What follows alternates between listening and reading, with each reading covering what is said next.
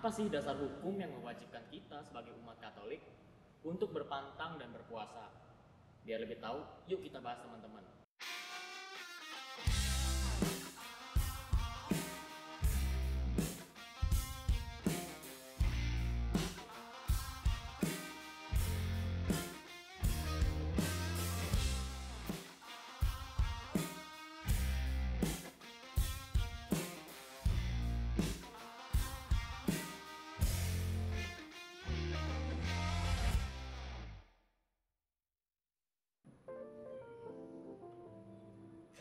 Ketemu teman-teman lagi, kita ketemu lagi di Berkat Kamu. Teman-teman, nggak kerasa nih kita udah mau masuk masa Paskah lagi teman-teman. Baru aja kemarin kita ngerayain Natal bersama-sama. Tahu-tahu sebentar lagi kita udah mau ngerayain Paskah juga nih teman-teman. Teman-teman tahu nggak sih, dalam gereja Katolik sebelum kita merayakan pesta Paskah secara meriah, dalam gereja Katolik ada yang namanya masa Prapaskah. Nah, dalam masa Prapaskah itu, gereja Katolik mengajak kita umat Katolik untuk berpantang dan berpuasa. Nah, teman-teman tahu nggak fungsinya berpantang dan berpuasa? Apakah itu menjadi sarana atau ajang untuk biar kelihatan keren, biar kelihatan suci, atau untuk berdiet misalnya dengan berpuasa? Tentu bukan itu dong nilai utamanya dalam kita berpantang dan berpuasa. Gereja pasti mempunyai nilai-nilai yang lebih jauh, lebih dalam lagi dalam penerapan pantang dan puasa. Bagi kita umat Katolik, pantang dan puasa artinya adalah tanda pertobatan, tanda penyangkalan diri, dan tanda kita mempersatukan pengorbanan kita dalam upaya kita berpantang dan berpuasa yang kita lakukan dengan pengorbanan Yesus sendiri di atas kayu salib sebagai silih, sebagai penebus atas dosa-dosa yang kita lakukan. Dan juga yang terakhir, demi keselamatan dunia melalui doa-doa yang kita lakukan. Jadi, pantang dan puasa bagi kita umat Katolik tidak pernah terlepas dari yang namanya doa dan pertobatan. Dua hal ini selalu ada esensinya dalam upaya kita berpantang dan berpuasa.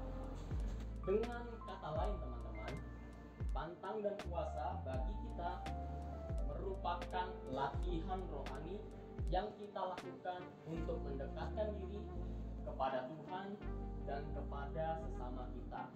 Harapannya dengan berpantang dan berpuasa, kita semakin dekat kepada Allah, Sang Pencipta, Sang Penebus, Sang Penyelamat kita melalui Yesus Kristus, juga kepada sesama. Dengan berpantang dan berpuasa, kita menjalin relasi juga dengan orang-orang yang ada di sekitar kita, semakin bersaudara, semakin berbela rasa dengan sesama-sesama kita. Seperti itu teman-teman. Nah teman-teman, alasan untuk berpantang dan berpuasa atau latar belakang kita berpantang dan berpuasa sudah kita ketahui nih teman-teman. Selanjutnya, apa sih dasar hukum yang mewajibkan kita sebagai umat Katolik untuk berpantang dan berpuasa? Biar lebih tahu, yuk kita bahas teman-teman. Ketentuan untuk berpantang dan berpuasa diatur dalam kitab hukum kanonik atau kitab hukum gereja Katolik yang isinya sebagai berikut teman-teman.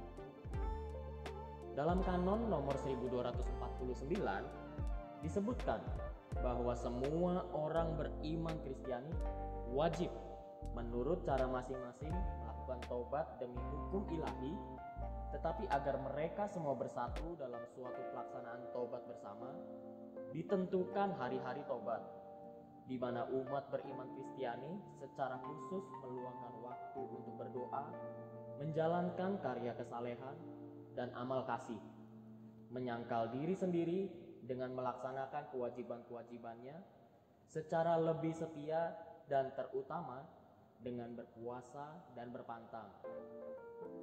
Nah, jadi teman-teman, dalam kanon diatur bahwa setiap umat Kristiani wajib melakukan taubat, upaya taubat. Nah, dalam gereja diatur secara lebih spesifik kapan-kapan aja kita harus melakukan pantang dan puasa. Seperti itu teman-teman. Selanjutnya, dalam kanon nomor 1250 disebutkan bahwa hari dan waktu tobat dalam seluruh gereja ialah setiap hari Jumat sepanjang tahun dan juga masa Prapaskah. Jadi dengan kata lain, setiap hari Jumat sepanjang tahun kita boleh, atau mungkin lebih tepatnya disarankan gereja untuk juga berpantang dan berpuasa. Nah, dalam kanon nomor 1251 disebutkan pantang makan daging atau makanan lain menurut ketentuan konferensi para uskup hendaknya dilakukan setiap hari Jumat sepanjang tahun, kecuali hari Jumat itu kebetulan jatuh pada salah satu hari yang terhitung sebagai hari raya. Sedangkan pantang dan puasa hendaknya dilakukan pada hari Rabu Abu dan pada hari Jumat Agung, memperingati sengsara dan wafat Tuhan kita Yesus Kristus. Jadi yang wajib berpantang dan berpuasa adalah di hari Rabu Abu dan Jumat Agung. Dalam kanon nomor 1252 disebutkan peraturan pantang mengikat mereka yang telah berumur genap 14 tahun, sedangkan peraturan puasa mengikat semua yang berusia dewasa sampai awal tahun ke-60. Namun, para gembala jiwa dan orang tua hendaknya berusaha agar juga mereka yang karena usianya masih kurang tidak terikat wajib puasa dan pantang dibina ke arah cita-cita tobat yang sejati. Jadi meskipun syarat pantang minimal 14 tahun, tapi kita juga tetap boleh mengajarkan anak-anak kita, adik-adik kita yang berusianya masih kurang daripada itu untuk setidaknya berlatih mengamalkan laku tobat, yaitu berpantang.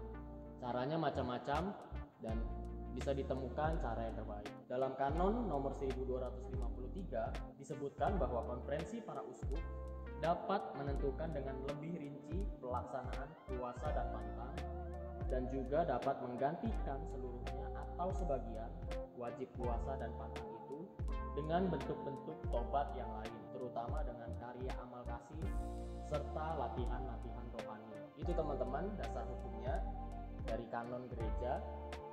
Dalam prakteknya, konferensi para uskup di Indonesia menetapkan lebih lanjut perihal pantang dan puasa. Pertama, hari puasa dilangsungkan pada hari Rabu Abu dan Jumat Agung. Hari pantang dilangsungkan pada hari Rabu Abu dan hari Jumat selama masa Prapaskah dan juga Jumat Agung. Kedua, yang wajib berpuasa ialah semua orang Katolik yang berusia 18 tahun sampai awal tahun ke-60. Semua orang Katolik yang genap berusia 14 tahun itu wajib untuk berpantang. Puasa berarti makan kenyang 1 kali sehari. Dan berpantang artinya mengurangi kelekatan-kelekatan yang ada dalam diri kita yang kita lakukan sehari-hari. Contohnya apa teman-teman?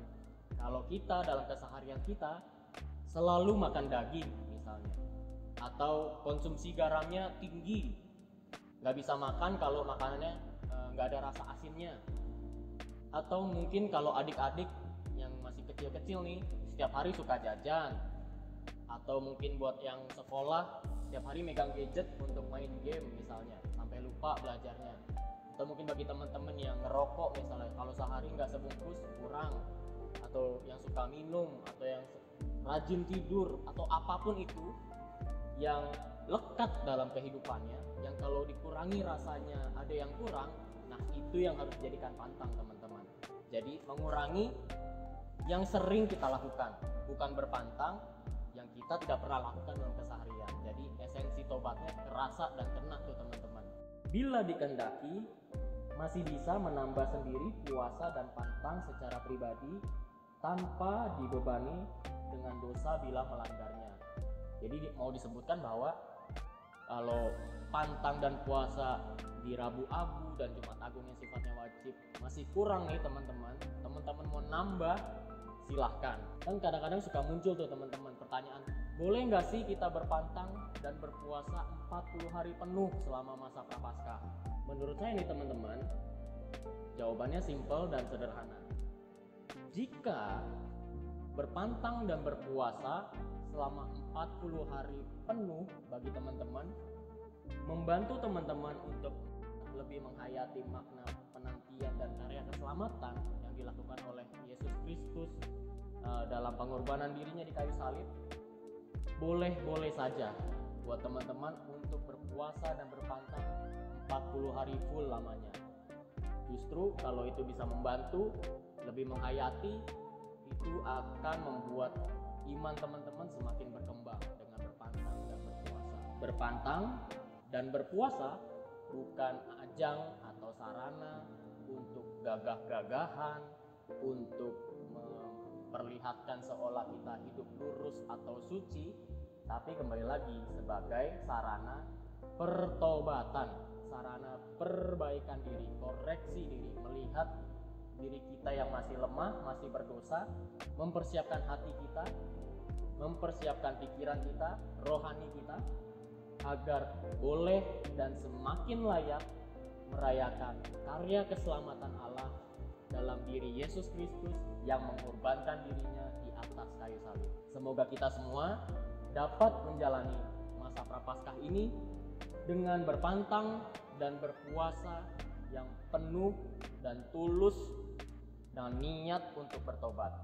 Nah teman-teman, supaya pantang dan puasa kita makin mantap nih teman-teman, kita tutup dengan pantun nih teman-teman. Kalau cakep, bilang cakep.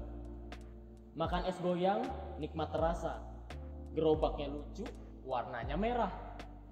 Mari kita berpantang dan berpuasa, siapkan hati menyambut misteri Paskah.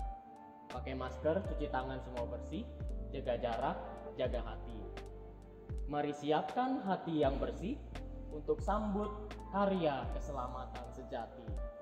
Sekian dulu untuk episode berkat kamu kali ini. Semoga pantang dan puasa teman-teman lancar.